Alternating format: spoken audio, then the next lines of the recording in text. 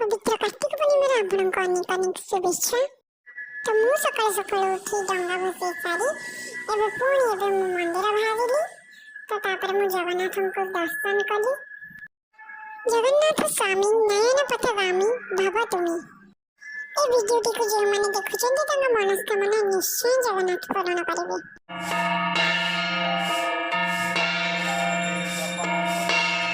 तापर मां विमला एवं मां लक्ष्मी को मते दर्शन कली। दर्शन कर सारा पर मंदिर बेड़ारे किछि समय बुलिली। बहुत सुंदर एवं बहुत शांति लागुथिला। तापर मोर ए छोट झियोटे सहित देखा होतला जे कि मंदिर रे ही रहउची। से मो सहित पूरा संग ही जाइतला। तापर मु बहुत सारा फोटो उठेइली। एते दिन पर प्रजापति देखिले से पुणी हम घर भितरे लागुची जेमति प्रजापति समय श्लोक पाई गलानी।